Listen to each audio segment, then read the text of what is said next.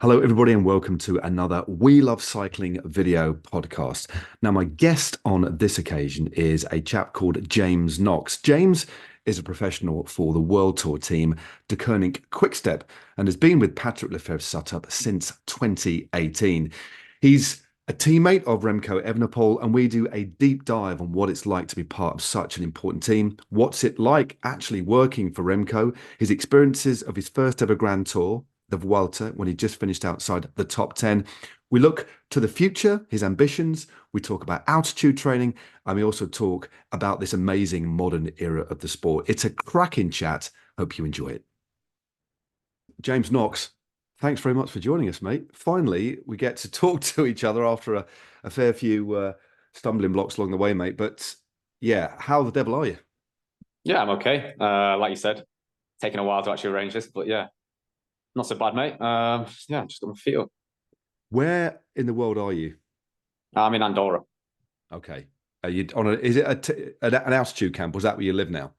I have my place is at altitude, yeah. So I'm here. But yeah, basically an altitude camp if you think of it like that. Right. And one thing before we kick things off, one thing I did wanted to drill down a little bit is particularly about is about the altitude stuff, because a lot of people, you know, so many riders are doing it now. Pretty much everybody, one or two aren't, but not many.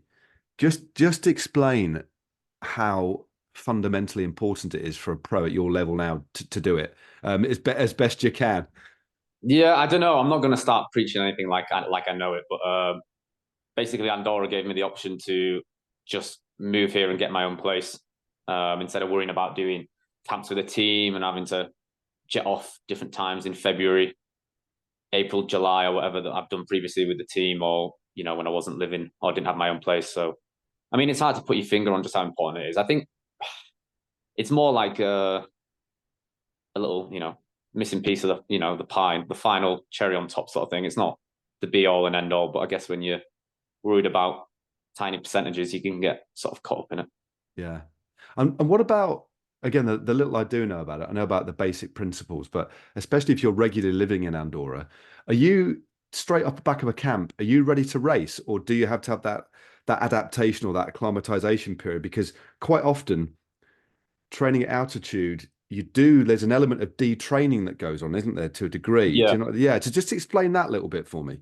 Well, I think it's just what you were sort of about to say, weren't you? That because it's harder to just be here. I think training generally is, you know, less intensive. Maybe just keep up the endurance, but for the rest of it, don't train quite as hard because yeah, your body's got a different stimulus, or it's you got to make sure that it's adapting to the altitude properly. But for me personally, if I come down to a race, usually I'm quite good immediately, so I don't mind just dropping down straight. Like I'll come from Andorra straight to Catalonia with only like 2 days down at sea level or whatever, you know, something like that. So we'll see. Pretty Sometimes amazing. it's still a little bit of a lottery, mate. It's still more art than science. I don't like to worry about it. There's no perfect formula. No, and everybody adapts differently as well. That there's obviously the basic principles which apply, but yeah, everybody adapts differently. Some riders get a lot more benefits than others, you know, and then you're looking at folk or your Colombians, for example, who live at altitude anyway. So there's a lot of different variables at play. It's certainly not a one size fits all thing, is it? definitely not. And I think that's the only way you can think about it, really, because I mean, I think in cycling in general, as soon as you start thinking there's a one package for everyone, you're sort of missing the point, aren't you? Because everyone's different. Everyone's got a different adaptation to training or different adaptation to altitude or a different engine to begin with. So all those things, you got to, you know, everything's a unique way of, yeah, training and preparing for races. Are you coached within the team, or are you coached outside the team? How does that work for you? Yeah, I've been coached within Quick-Step since I arrived here.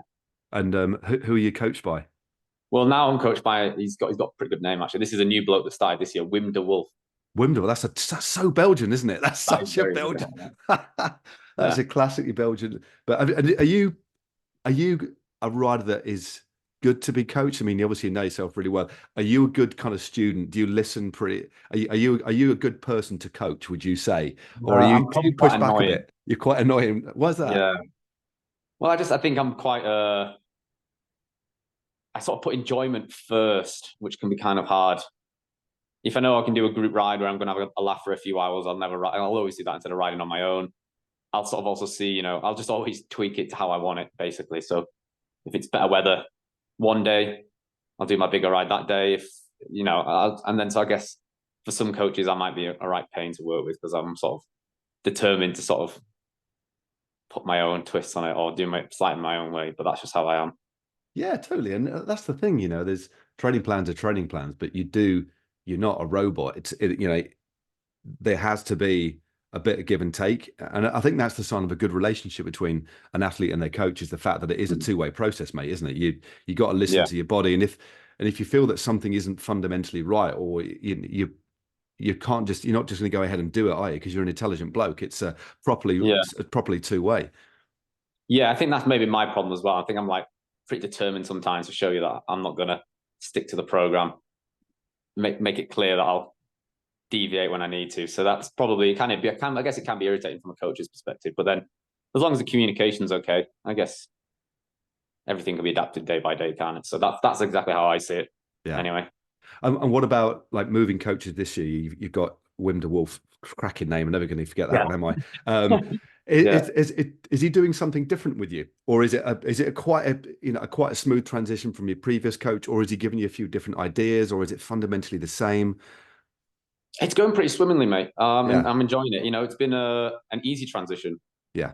Very sort of tentative coach, if that's the right word, that he's eager not to overdo it at any moment. So he's, I'd say he's very careful, which is a nice approach. I think I've also worked with people in the past who've been a bit, hell for leather, which is hard as well. When you get into your best shape and they want to squeeze you for a bit more, it's quite reassuring to sort of change the other way this year, where I feel like someone's going to, put a leash on me effectively.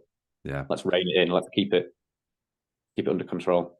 So was the winter a little bit different for you this? Were there a few tweaks in the winter, or was it pretty much the same? Not really. I mean, no, to be honest, I just sort of mostly ride my bike.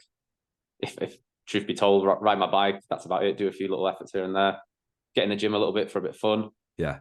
Yeah. And I mean, I was in Australia, so I mean, I was kind of on it from day one as soon as I got back on the bike, but that's more just to make the start of the season there not so overly punishing. Yeah. And you're at the start of a 2-year contract. You contracted through with Quick-Step to the end of 2025. And when you look at, and you had a really good year last year, but then you had your fair share of injuries, but they've really shown a lot of faith in you, mate, haven't you? Well, you've shown, it quite clearly there's a really good relationship that you got with Patrick and the rest of the guys, because you're part of the firmament now, aren't you? And it has been up and down for you. You've had more than your fair share of injuries as well. Yeah, no, you're right. I mean, I certainly have a lot to thank the team for. I mean, I don't feel like it's like anyone has, blown a load of smoke up my ass when I was, first came onto the scene and did quite well. But at the same time, the team sort of stood by me through, few difficult periods. I'll get this sort of dodgy right knee where I can get, lose a couple of months in the start of the season with problems with the right knee. So that's one of the main reasons I like to go to Australia, because it sort of helps me with that. Yeah. But yeah, like you say, sort of almost getting part of the furniture now. This year, my mum told me, which was a bit of a funny one. She told me that it hit me quite hard. I'm now the 4th longest serving rider in the team as we stand today. So I was like, bloody hell, yeah. That puts me in a bit of a position I didn't expect. I should have spoken to her about the research. She could have given me a bit more information than I've got down, because you've been in the team a year longer than Remco as well, haven't you? Because he seems, I mean, he's only a nipper still, but he seems like he's been around for years, isn't he? Exactly, yeah. So I was a year before him. 2018 was my first year. There's now only Peter Suri, Alaphilippe, and Lampard ahead of me. Blimey. So Ascarini joined a couple months after me, when they had they had a crash in South Africa in a training camp with Young Gulls, the Plus, and Vakoc, and they needed some backup. So that's right. He got a late call, didn't he? Yeah. Which is bizarre now. That can you imagine that he didn't have a contract? I know. Yeah, as a young lad. I mean, I want to just describe a little bit what it's like being in the team, because it's a team that's had so much success over the years, mate. But it's a team that over the last couple of seasons, since Remco's come, that has changed as well. So, and you've actually seen that change. You've been from a classics focused team, and you were really in your first 2 years, you were given opportunities in the Grand Tours. You just finished outside the top 10. If it hadn't been for a crash, you'd have finished in the top 10 in the Vuelta. We all know that. But Then the team kind of shifted. What's that like been for you and your role in the team?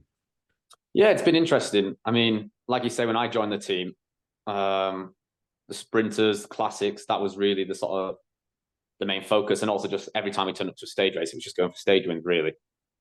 And I guess I was dead happy to be there. I felt like from the get-go, it was great for me because I was a climber. I was going to go to the races that I wanted to go to. That was sort of personally for me, I felt very lucky to have those opportunities. And then, yeah, year by year, particularly with Alaphilippe and we also had Enric Mas back then, and obviously then from Remco onwards. If you look who the team signed year by year by year, it's just been, strength in depth for Grand Tours, stage races, climbers. So it has changed a lot. And I think that's the sort of, I'd say it's not the demands of Remco, but the sort of pressure that he brings to the team that, Patrick and the management have had to do everything they can to sort of, bring in support basically. But yeah, I think it certainly does make things, difficult. Not difficult, but different. Yeah. Turning up to like Algarve, for example, if I think back what turning up to Algarve would have been like in my first year or two in the team, you would have had a sprinter, you would have had, maybe go for some stage wins and lads for the classics. And now we know, even just turning up there just for 5 days in Portugal, it's sort of all in for a GC. It's just, feel like very much like a GC team all of a sudden. Yeah, oh, it does. It does. I mean, it looks looking more like it's basically there are. It's a team of there's still a real classics heart to the team, but now they're building quite over a period of years, a pretty decent Grand Tour outfit as well. Plus, you've still got the likes of Merlier, who's possibly on his day the best sprinter in the world. I mean, although the level's very high in sprinting, but Tim is up there. So you've got quite a balanced team that fight on a lot of different fronts. But clearly, with your pedigree and you've 7 Grand Tours you've ridden now, mate, as well, isn't it? When it's is that's not, I think it's 6.5, isn't it? Or is 6, it 7? is that, I mean, you started 7. You started 7. Started 7. Yeah, you started 7.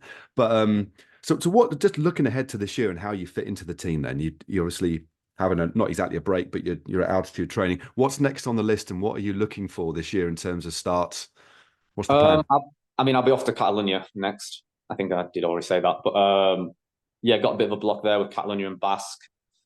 I mean, I think, to be honest, I'm in a bit of a funny situation where I'm not quite on the sort of A-team Grand Tour program to go to the Tour and sort of follow Remco around the next few months. So I sort of fill in with the rest of those mountain or stage races. So, Remco's not there at Catalonia, but I'll be there at Catalonia Basque.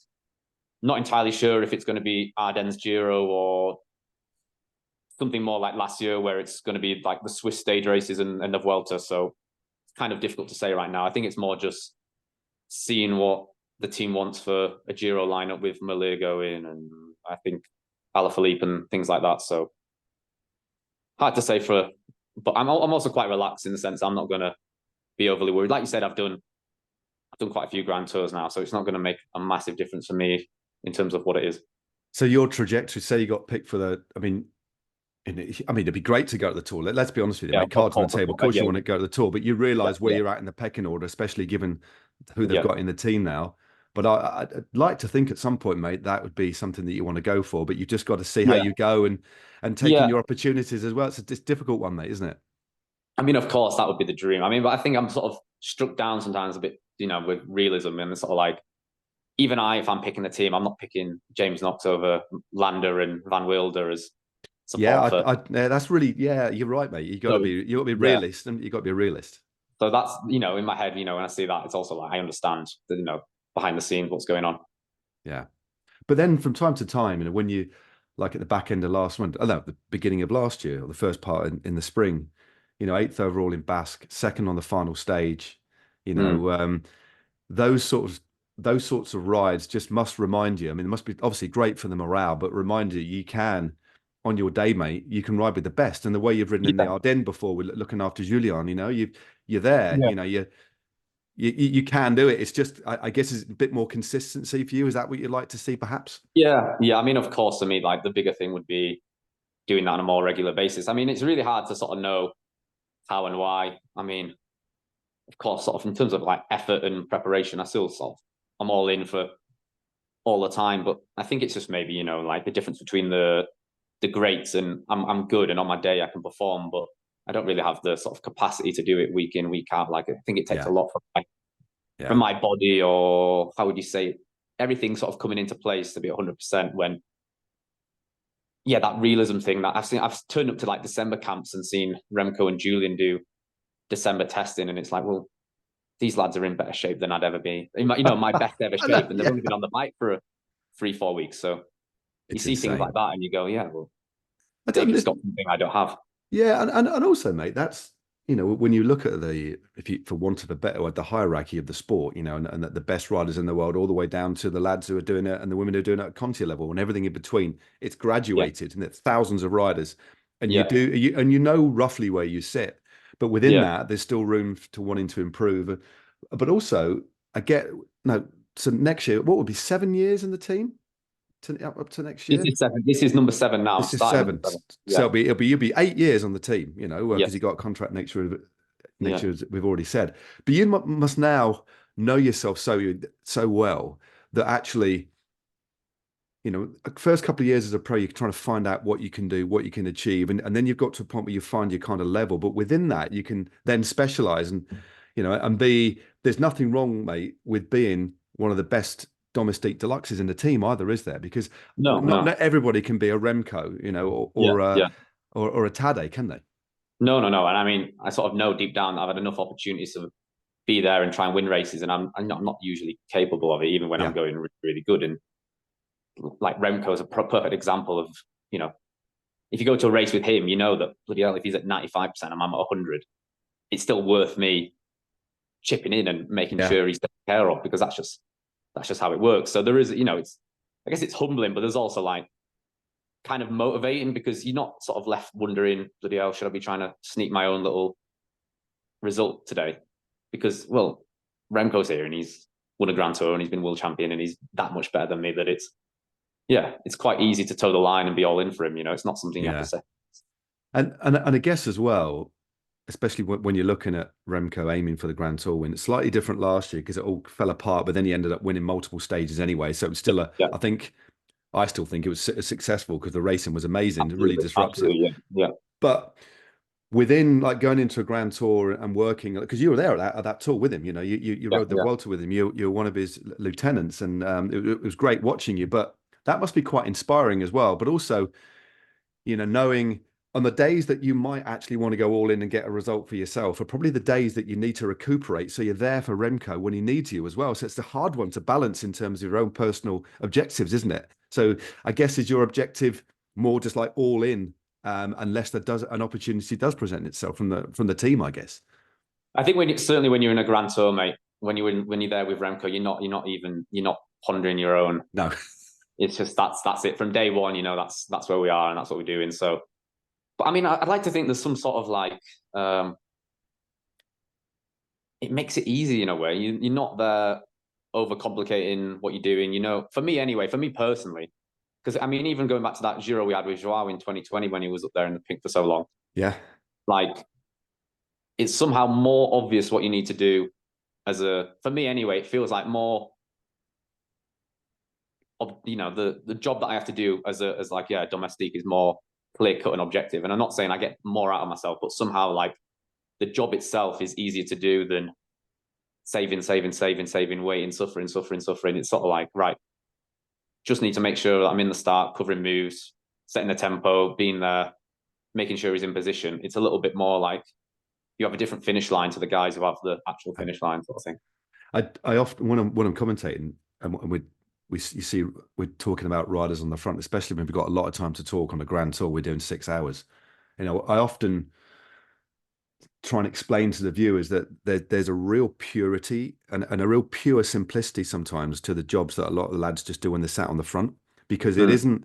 I mean, the only stress is basically your pain tolerance and how far you can push yourself. But there's no real worry about tactics. It's a different sort of pressure, and it is pure because as you just alluded to, when you're a leader, especially looking at today's stage in Paris, for example, that was really complicated. You could be the best rider on the day, but when there's like 5 or 6 other guys out, there's the stress of thinking about the tactical scenarios. But with you as a domestique, with the greatest respect, you've just got a very pure job to do, and that's very, very rewarding. And I think ultimately you can actually get more out of yourself because you often see riders riding on the front, they go back, then they come back for a bit more just to squeeze that last little bit out. And like you say, your finish line, apart from getting this other time limit, is quite often nowhere near the finish line itself, is it? Yeah, It's yeah. often I do like talking about it because it's part of this really important fabric that holds teams together, and that is part of the narrative of a bike race. That guys like yourself, of whom there are many, it's there is a simplicity to it, I think, and that's not in a derogatory way. No, no, no. Of course. I mean, like you're saying, it's also part of the job. Like you sort of, at some point there's a sort of discussion within the team itself, the management, the directors, and sort of, what you're getting paid for at the end of the day. So Yeah. you are, sort of towing the line. You're doing what's expected of you. So that also you're sort of held accountable for that as well. So. But within that, like when you do go to Basque, I mean, what's going to be the team? Are you going to be? Will there be opportunities for you there? Because there obviously were last year, maybe for a cheeky stage win, mate. I mean, if you're Yeah, feeling no, good. that's it. Year by year, everything changes, and it's a Remco's going to be there. I think at Basque this year. So last year, who did we have? Bajoli, Schmidt, myself. We had quite an open team. And to be honest, I never really would have expected to be going that well, which is also, one of those silly things where I was really happy with my race and I rode really aggressively. But if I'd been riding like a real out and out leader, I might have been able to squeeze a little few more seconds out and move up the classement. But it was also just so nice to be in the front of the bike race and having a go and not really worrying about 5th on GC instead of 8th on GC or however it panned out. Yeah, it's no, it was cool. I mean, I think I was actually commentating on that race, but another race that I know that you do want to win at some point, of course, is our own national title, is the British title, and you're beaten by Fred last year up in Saltburn. Yeah. That was a grippy old circuit, mate. So that was a cracking race, was it? Because we were texting afterwards. I mean, it was quite emotional as well because of what had happened with Fred and the Bahrain and Gino. So, but the fact that it was a proper old school scrap, wasn't it? Which would have taken you back to the days of racing in the UK with Wiggins and stuff. And racing in the UK, for those, I know this is going to go out internationally, but it's quite a different proposition. But it's sometimes just that little bit harder, isn't it? You don't float along very often. It's just the chain's always tight. It's super grippy, isn't it? Yeah, I mean, it felt like it. To be honest, the whole experience was because I've been a few years since I've done national champs, and it just felt like I was a junior again. To be honest, a bit like you say, sort of. I was there on my own for one. Feeding, I had mum and dad in the feed zone, feeding on the left. I had to learn how to do that again. All those little things, practicing my dad how to pass up a musette the day before the race. And yeah, just the racing itself, like there was no real, I mean, Fred himself sort of put on a bit of a demonstration to sort of shape the race, but no real tactics, just full gas from the get-go and selection after selection after selection and sort of bunch of different riders still working together just to stay in the race, which is also like something that would never happen in a pro race. If there was 10 guys up the road and 20 guys behind, everyone would just stop working and looking around because someone would have a teammate. But there it was like, we'll just keep rolling through anyway because he's got a teammate, but some of us don't. Some of us, if we just keep rolling through here, we're sort of still in the race. And and then the last 3 laps just became an all-out slog, really, like you said. Which was it was good. It was good, yeah. Because I've recently had a chat with Stevie Williams. He was up there as well. Where you were just taking chunks out of each other. It was just like over the top. And it was just who had the most left in the end, wasn't it? It's brilliant to see. It was a real pure. Yeah. It was a real pure. But obviously, there's tactics that played out. But it was quite a pure bike race from a physical perspective, wasn't it? Yeah, and also from my perspective, like it was a really hard race, but also none of the climbs are like. I think they're all like 800 meters long, maybe. Yeah. So when you still think about it, it was nice from my perspective. You had Wayne Doole up there, Sam Watson, Fred won it, and then like me and Stevie more climber puncher. You sort of such a hard race, but really it wasn't like an out and out. Could only be won by a climber. It was still like if you'd compare it to a World Tour race, it was more like Amstel Gold than anything else. Maybe just for an example. So then, sort of whole profiles of riders were still in there. And it was good. And also, for the first time ever, I had like my mum, dad, brother, all there watching for a long time. And I put on a decent ride. So that, we were all chuffed with it. That's pretty cool. No, it was a lot of fun. It was a great race. I mean, I think we did the flag to line, so it was an epic stint from us as Yeah. well as you guys. But it was really cool. But what I do want to go back to as well, a little bit. Sorry, we're darting all over the place, but is you're in a team with some of the best riders in the world, and you do spend a lot of time with Remco. What's he like as a character? I mean, we know we see this. We can only see it from the outside, really, and he's very. I guess he wears his heart on his sleeve a lot. He gets frustrated a lot Mm. sometimes, but he puts on a show as well. But from your perspective, what's he actually like to work for and to be a teammate of? Yeah, I mean, I think, in the bike race, camera in his face is quite bullish, isn't he? He's got Yeah, personality, he sort of backs himself. And I think there's that part of him as well. I mean, I found it quite hard when he first joined the team, he was so confident. And even, like early on, like sort of standing up for himself in a meeting and sort of making a point that we do this and that, I'm going to win this sort of thing. And then initially I was a bit like, fair geez, enough. mate. Yeah, Yeah, this is a bit much. But then, you thinking those first, I wasn't there for the first San Sebastian he won. In fact, the first year I rode with him quite a bit, but he was always a bit under par for his normal, for what we've seen since. And then I was in Poland with him in 2020 after Fabio's big crash. And I just remember that one where he decided basically, I'm going to win this stage for Fabio, and he just took off and won by. that's right. Yeah, he won it by about two, I don't three even minutes, remember. didn't Yeah, and I was a bit like, he? Yeah, sort of over delivered there, mate. Like I can't imagine sort of telling everyone I was going to win that. And, he had Fabio's number in his back pocket ready and everything. I was like, geez, that's a bit of a, yeah. But yeah, when you see his legs doing the talking, I think as a teammate, inspiring, it's sort of, step by step, year by year, everyone I think is, buys into it more, yeah. you only have to look what those lads got to experience with him winning the Vuelta a España. These are, memories you're going to take with you for the rest of your life. And, he sort of gets to take you all on the ride, really, because it's his Yeah. legs talking. It's interesting, isn't it? I mean, it is for me when you look at the way the sport has changed, especially recently, and we'll get onto that in a moment or two. But like previously, there'd be, riders wouldn't, save for one or two exceptions, riders wouldn't really mature until their mid to really late 20s, even in their Mm, early 30s when they'll start winning Grand Tours. We know that's all changed, but what you get from that as well is the fact that you've got young riders in the very early 20s mm, being the leaders of teams with far more experience, like human beings, or so people have been around for longer. But so you've got these younger riders and almost inspiring the older generation, if you know what I mean. Sort of it's almost like reverse engineering the way that a traditional team would be built in terms of the people you aspire to be like, the people who mm. earned respect. So there's a whole no. They must feel quite different. I know you're still, you're still pretty young yourself, but I don't know how does that feel? Because like the rider that is inspiring the most is one of the youngest in the team. It's quite Mm. interesting, that, isn't it? Yeah, but I think if from my perspective, if you saw like Remco's progression in the team, he's always, as soon as he came into the team, he got immediately like a really good relationship with Elio Kaiser, Right.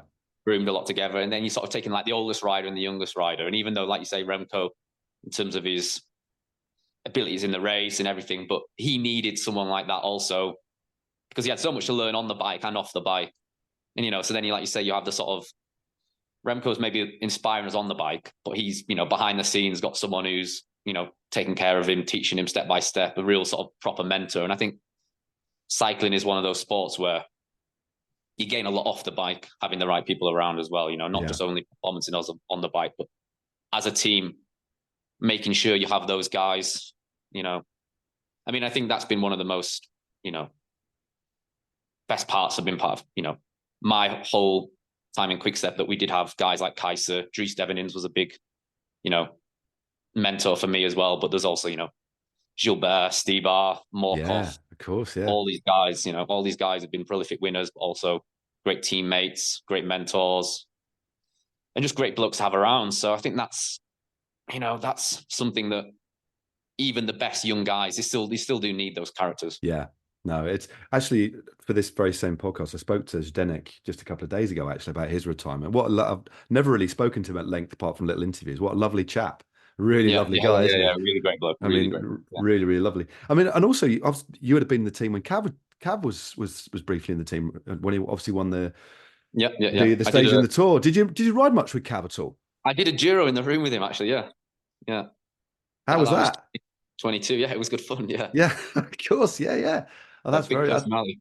Yeah, he's a big personality is one way of putting it. He's a legend, Yeah, isn't he? But yeah, yeah, no, yeah. that's very cool. And when I tell you one of the things that must have been amazing for you, although it was tinged with disappointment, it's bittersweet. And it was at the Vuelta that we talked about earlier in 2019 when you were 11th. Yeah, And we actually spoke when I was on the ground with Eurosport a couple of times because you were obviously riding high. Um, but had that horrible crash, you bandaged up, and then the way that Philippe Gilbert rode with you, and what an absolute legend of the sport. I mean, just yeah. describe what having someone like Philippe Gilbert working for you. You were the young pup in the team, really. You were doing this extraordinary ride um, that maybe, I don't know if it was expected or not. We knew you had a very good first couple of years, but just describe what that was like with the team sort of galvanized around you for their GC hope. Yeah, I mean, it was a bit of a special one. I mean, we didn't go there in the Vuelta with any sort of concerns about me, but I've been riding quite well that year. I got like top 10 in UAE, top 10 in Poland, things like that on the GC. But yeah, we were there just to go for stages. We had Fabio. Fabio won a couple of stages. Stevie was close. Phil won one. And I didn't really start off anywhere. I was losing time every sort of hard day in the first week, but then slowly was getting better and I was riding into it. And quite a few big GC guys actually crashed out and things like that. These are all the little stories everyone forgets, that Uran went home, Carthy went home, whoever, quite a few guys. Happens in all Yeah, grand tours, exactly. mate. Yeah, big hitters go. At least two or Yeah. three big hitters go, don't they? That's the way it is. Yeah. So I was sort of hovering around 20th, I think, or whatever, like 10 days in, and then jumped into a good breakaway before the rest day. And that was the sort of, defining moment for me in the race. I think it would already be like stage 16, but I could feel myself improving, or I'm not even, slightly improving, and then feeling that everyone else was slowing down, which is such a, in a grand tour, you day by day, you're either going up or you're going down, basically. Yeah, yeah. And there I was, I got in the break, stage 16. Was We that had the four stage back. was that with Teo? Was that the That stage was you with were? Taylor, that's right. So Yeah, because you were like a little bit, yeah, that's sort right. of neutralizing each other a little bit. Let's be fair, weren't you? Yeah. So who did we have? We had me, Phil. We had me. Cavani just took me in the break. That was it. I was just on his wheel and he just drove me around. And me, Phil, Cavani. Oh, and Ricchese. So Okay. we had four of us in this like 20-man group. And then we started sort of riding for me the last hour, I think, because we sort of just went all in for me. Fuglsang took off and Brambilla was on his wheel and then he got popped, I think. So then it was like me and Teo chasing behind. But Teo was giving me a bit of a nudge that I was high up on GC. I'm going to have to ride, sort of thing. And then he hit me and got away. That was fair. That was just how it was. Yeah. It's racing, mate. Racing. I think I finished fourth on that day, but then I jumped up a load of time. And then after the rest day was the big crosswind day. So I suddenly went from like 15th, 16th to like 8th on GC. So it all sort of happened in the last few days of the race. Just people listening in, that crosswind day, I think, and I think I might be still right, was one of the fastest Grand Tour stages ever of any, or the second. Was it fastest? It's still the Ribot Jean. That's the it. yellow ribbon. Phil has the little yellow ribbon thing, which I think was a token little on his bike. The fastest race ever, over 200 kilometers. There we go. I remember we woke up and we looking at the weather reports, and then went to the bus and spoke to you or one or two others anyway. And I looked, and you'd all like put 54s and 55s on, which a few years ago wasn't as it's common, more common now. But and you're the only team that had put a slightly bigger set of gears on, and the race just ripped apart. And it was like, I mean, it must have been unbelievable being in that front group, mate. Yeah, I mean, in fairness, I think quite a lot of the teams that were in the front group, like us, Sunweb, and I think Sky back then, or Ineos, or whatever they're called back then. Yeah, I think I remember I was arguing with the DS because they put the other lads on a 55, and I was arguing to go, can I go on a 55? And they say, no, if I go on a 55, I'll ruin my legs, basically. So I had to ride a 54 instead of a 53. But yeah, we all geared up, and I was just terrified. I remember I was having like caffeine chewing gum before the start. I was shitting myself. I was so nervous. I pushed Valverde off the back of the commissaire car. So I could be right. I was that nervous. I was just, I've got to be there. Just, whatever happens. And from the gun, we're all just sprinting behind this car. And then that was it, basically. It literally was like when the flag dropped, it was crosswinds. It was very exposed, wasn't it, from the off? Yeah. Yeah, no, it was crazy. Because I'm not a crosswind rider, obviously. But from the gun, I think I was in like Van Hooydonk's wheel. And we just went started sprinting. And as soon as I fan left, about 500 meters into this race, we had an echelon of like 30 guys, and that was it. That was the race going. Bloody hell. It was, So it was just like, yeah, 220K all out. good stuff. It's funny, you know, you'll look back, mate, won't you? In a few years, let's say a decade or so, when this is all behind you, and it's those moments that you'll carry into the next phase of your life. You know, all these, you know, the kind of the big highs, the lows. It's wonderful bike racing. Well, what it's given me, mate, and what it's clearly giving you still now. It's quite cool, isn't it? It's a sport like no other, isn't it? You know, it's brilliant. Yeah. No, it's really great memories, and like the whole year by year trips around the world, all those small little things, you know, all the little like stories. You know, so many people tuned in and saw that crosswind stage in the Vuelta, but all the little moments in the morning that you still remember, and yeah, step by step in the stage, getting rid of people, popping, you know, and slowly the group was getting smaller, and then all those like crazy highs. And I remember that night we were all, I think everyone, the whole team was drunk that night as well. We were just loving it. It was like the biggest. It was honestly the biggest win I've ever been a part of, which is funny. But that stage, in terms of like the whole team, like the whole feeling, atmosphere, that was like, really one of a kind. Yeah, it was brilliant, mate. It was nice to. I think we actually spoke to Phil Gill at the finish. I remember we might have even spoke to yourself, mate, because that's when you jumped into the top 10, as you said, wasn't it? Right. Yeah, I think I was eight by the end of that day. Yeah. So and as I say, it's happened now, isn't it? But you unfortunately had a crash, didn't you, and dropped just outside the top 10. But I think it was how the team like looked after you, and like because you were you were lucky not to have gone home, really, mate, weren't you? Because you were so heavily bandaged up, weren't you? Yeah.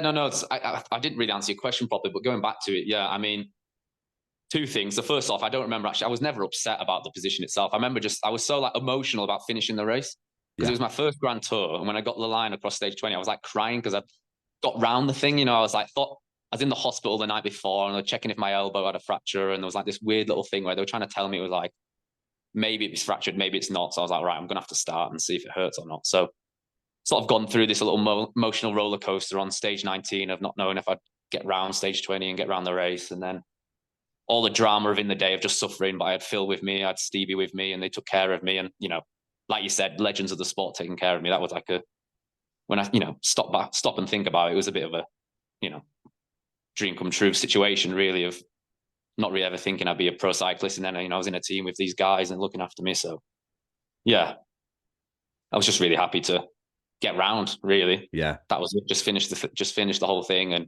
I did the best I could, and that was that's it. And bike racing, as we all know, is as beautiful it is, it can be so cruel as well, can't it? You know, they can have like a big, not victory, just big results just taken away from you just because of the precipitous nature and the precarious nature of racing a bike at high speed. There's just fraught with risk in it, you know. And it's just, but it's one of those things that it could easily eat you up, couldn't it? But you just got to move on, haven't you? You know, and know that you're still the same bike rider, same person, but you just got to move on and try and stay as positive as you can. Yeah, I think it's always going to be different for those guys who feel like they can win the race.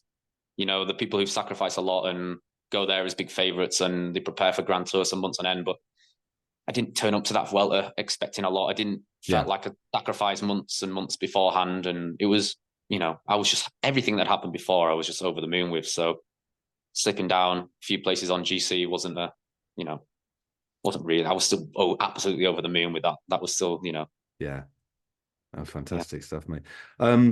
Just moving on then. And the one thing I wanted to just end with is something that I ask a lot of people these days, a lot of pros that I speak to, and it's just about what's it like racing now. I mean, you started with Wiggins 2016, 2017, pro 2018. Right. Then we had the COVID years, and then we came out of that.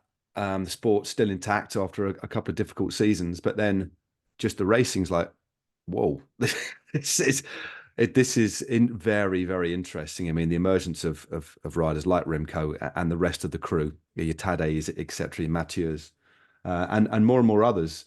I mean, how have you felt that shift riding at World Tour all through that period up to now? What's it been like for you to observe? Have you adapted to quite quickly? Have you found it interesting? Have you found it problematic, or have you just gone along with it and it's just been part of the natural evolution? Or is it something that's like, wow, this is really quite interesting? Have you really have you had time to think about it even? Yeah, of course. I mean, I think it's that sort of hot topic amongst guys in It my is just position. it's interesting, isn't it? Yeah, it's Yeah. just I mean, it's a tough one. I don't want to sound like any one of those because I think there is the narrative of. I mean, I saw Cav sing, and he has seen the full spectrum. yeah, I he think he did has, a lot yeah, of with you. So he really has like been through it all, and I could understand his position to talk about the changes. But someone like myself, I'm not really. I don't want to sound like a grumpy old man because I'm still 28. There'd be no reason for me to start saying back in my day, oh, we did this or that. But I'd say the only sort of like subtle change is the sort of like year on year, the sort of the preparation that people are willing to take for every single race means that as a whole, like at least for someone like me, I don't feel like I'm able to sort of turn up and race a good level unless I'm 99 or 100%, right, like step by step in my first year or two, I could sort of, okay, I've trained well and I've come to this race and things have gone well. I could feel myself getting closer to a good result without overthinking it. And now it's really like, right, everything sort of needs to be done quite perfectly for me to turn up and race at what I'd consider my potential. And you see, I think the whole sport's kind of gone full circle now where everyone's doing so much in terms of like their own preparations and what it takes to be good and performing that we're just seeing the best guys every race sort of thing because we've sort of gone so far to the whole high performance thing that we're just seeing the best guys all the time because when yeah, Taddy turns up, he's a phenomenal rider.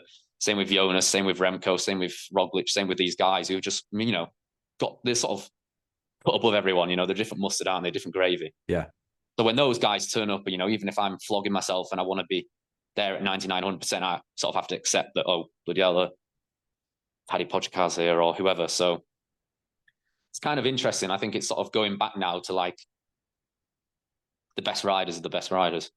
yeah, yeah. There's sort of like turning up and not like fluking something, but like, yeah, every race is so competitive. And Yeah, yeah, it's a really interesting point. I mean, there's one or two like looking at from my perspective, like commentating a lot of races and looking at results patterns, and there's still opportunities for solid bike riders because you've got to be a flipping good bike rider to even get in a yes, break these days. absolutely. And we're like Absolutely. win a Yeah, stage or a yeah, grand tour, but it does happen in the Giro. There's one or two of the smaller teams like Yola Cometa, for example, taking stages with base in the Giro. So there's still opportunities. He's not the best rider in the world, but on his day they took the opportunity. So, but those opportunities are becoming scarcer. yes, I would I agree. think, and what you're seeing, I mean, people grumbled about the course in the World Championships last year in Glasgow, but then when you look at that top 10 from the worlds, it's like it's the 10 of the best riders in the world at Yeah, pretty yeah. much any permutation, especially the podium. It's like, well, there you go. That was the course we had. It's a Mm. punchy course, challenging course, technical course, but we've still got the best riders at the top because they're the best riders in the world over that sort of distance. So Yeah, you are quite right. It's races generally, the riders who are winning are just because they're the best and they're opening the race up earlier, and it's just the strongest, isn't it? I mean, you've still got to be switched on. yeah. There is it is a very it's definitely a case of the cream rising to the top, and it's just the best are at the front, generally speaking, isn't it? Mm. I think there's this psychological thing where a lot of guys sort of like mentally have a tough time now where you might turn up to like a Catalonia or a Terreno or whatever. And like they're still referencing the numbers so much. And they knew that if, 10 years ago they turned up and they did 6 watts per kilo or most of the ride, also most of the climbs on the race, they'd look around and they'd see 30 guys. But now when they look around, they see 80 guys. So there's something like that. So there's this sort of Yeah, like mentality amongst the guys who are sort of, been here for 10 years or longer, where they're sort of like, it's challenging to think that we have to go this pace or more for this amount of time just to get spat. Like back in the day when I got spat, I was getting spat from 20 guys, but now I'm getting spat from 50 guys and they're crazy. going and Yeah, doing the race. Yeah. And it's like even harder just to survive less. yeah. I know we do talk about power watts per kilogram. It is an interesting metric and it's a pure measure of fitness, but it's just going up and up, isn't it? I mean, 6 watts a kilo a few years ago would be like. Honestly, it's best not to look at. I don't ever look I at know. anymore. It's just scary. I remember. I'm not going to name him, but I spoke to one rider after the tour a couple of years ago in that little disco underground where everybody gets, it was a celebration, and I spoke to one of the lads, and it was like a domestique deluxe, and he was saying, Matt, he said, I said, you had a great tour. So I did, but he said, surely riding at 6.5, 6.6 watts a kilo means you're in the front group.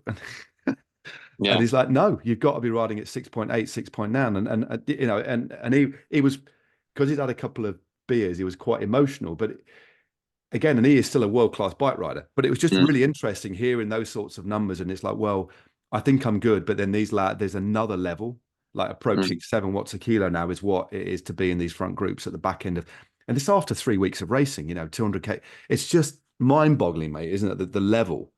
I Yeah. mean, for me, I mean, I hop on Zwift and look at my numbers. I'm thinking, what on earth? How on Yeah. earth are these lads and lasses doing it? It's amazing. Mm. It's a different looking sport. But I tell you what, it's been an absolute pleasure, James, having a chat. We're 45 minutes in. I said I'd keep you for half an hour, 40 minutes. I don't want to Yeah. eat into your Friday night. You're going to be watching Tirreno and Paris-Nice double bubble over the weekend? Yeah, probably because it's quite snowy and miserable here at the minute in Andorra. I mean, I think you've seen that, aren't you, in Paris-Nice? It's pretty miserable. So, Yeah. in fact, in Tirreno, I think it's pretty cold as well. So, Yeah. yeah, I haven't been able to see any of the Tirreno stages, but I've been getting back, and Paris-Nice has still been going on for the last 40K or whatever. So, probably this weekend. Will you be wrapping up and going out in the? Do you mind riding in the cold?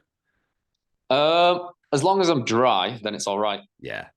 But yeah, it's a funny one, Andorra. Sometimes you're actually better off being high up and being in where it's still a little bit snowier. Okay. If you go further down, you just get wet and cold and miserable. So I kind of like a weird. Better to have snow on me than it's better to have rain on me. So that's a bit of a Fair play, mate. yeah. Fair play. Right then, James, it's been a pleasure, mate. You take care of yourself.